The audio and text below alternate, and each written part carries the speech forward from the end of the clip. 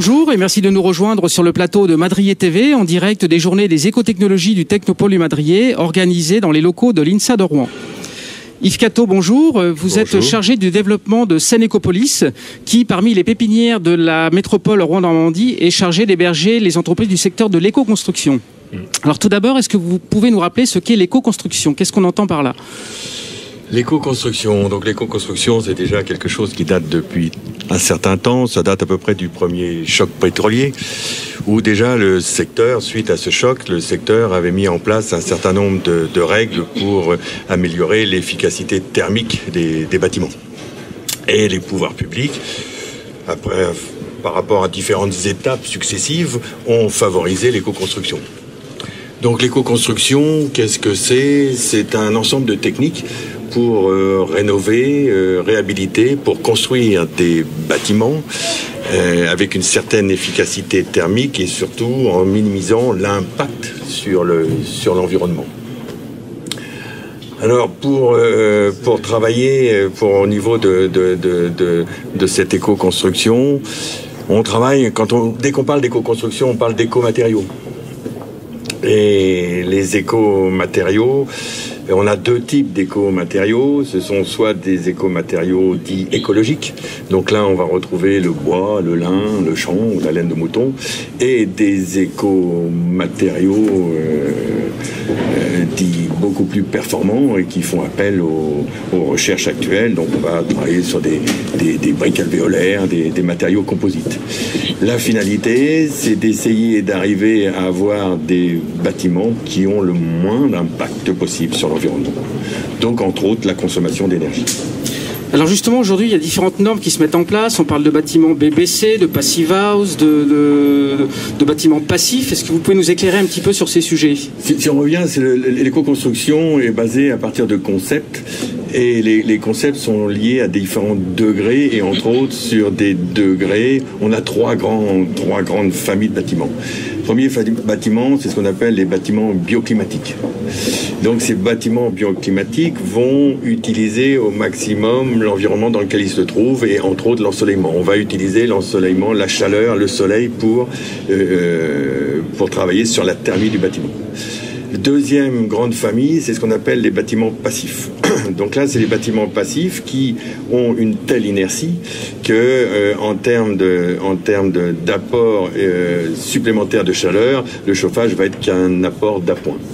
Et on a la troisième famille qu'on appelle les bâtiments à énergie positive, les BEPOS. Donc là, ce sont des bâtiments qui vont soit être bioclimatiques, soit être passifs, mais qui surtout vont produire plus d'énergie qu'ils en consomment. Donc là, on a des apports par les panneaux solaires, par les éoliennes, par la géothermie pour produire de l'électricité et avoir un surplus d'énergie par rapport à la consommation. Alors toutes ces normes concernent les bâtiments neufs, mais qu'en est-il pour les bâtiments anciens?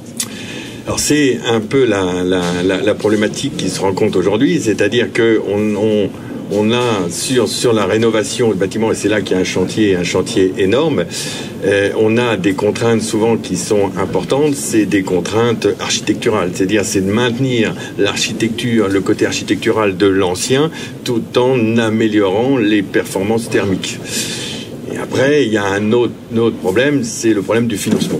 Parce que améliorer les performances thermiques d'un bâtiment, c'est quelque chose qui a quand même un certain coût. Donc là, il y a un chantier énorme. Il y a des techniques qui se mettent en place. Il y a des entreprises qui développent de plus en plus leurs compétences parce que c'est quand même lié aussi, et ça a été une restructuration importante, et c'est une restructuration importante du milieu par le développement des compétences.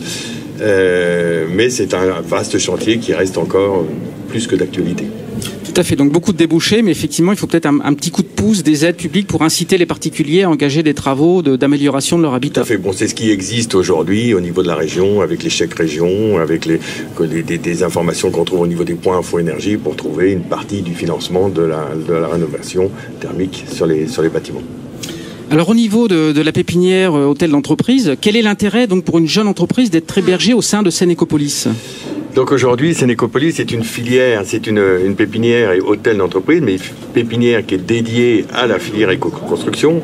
Donc l'intérêt pour une jeune entreprise qui vient s'installer au niveau de cette pépinière, c'est de pouvoir être avec des entreprises qui ne travaillent que dans son secteur. Donc ça permet au départ de pouvoir se créer un réseau, et on sait bien que le développement d'une activité économique est basé sur le réseau. Donc on se retrouve sur Senecopolis aujourd'hui, j'ai 17 entreprises qui sont installées, et on a tout type d'entreprises, des entreprises qui sont sur des bureaux d'études, des architectes, mais j'ai aussi des entreprises qui font de la domotique, j'ai des entreprises qui mettent en œuvre toutes les normes, l'isolation intérieure, extérieure. Donc ça crée une synergie, et ça va même maintenant aujourd'hui où ils répondent à des appels d'offres en commun. Donc c'est un gros avantage d'avoir une pépinière dédiée sur une filière. Et en termes d'accompagnement, alors je crois savoir que les entreprises sont tellement bien dans les pépinières qu'elles ont parfois du mal à en partir.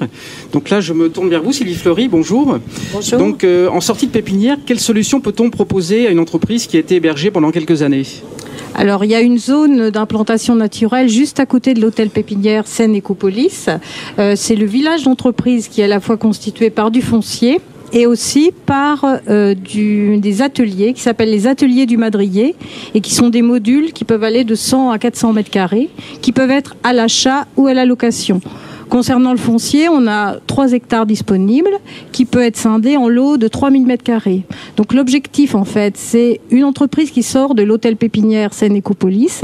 Elle peut s'implanter juste à côté. Et il y a une solution en fait adaptée pour toutes les entreprises dans le domaine éco-construction, quel que soit leur stade de développement.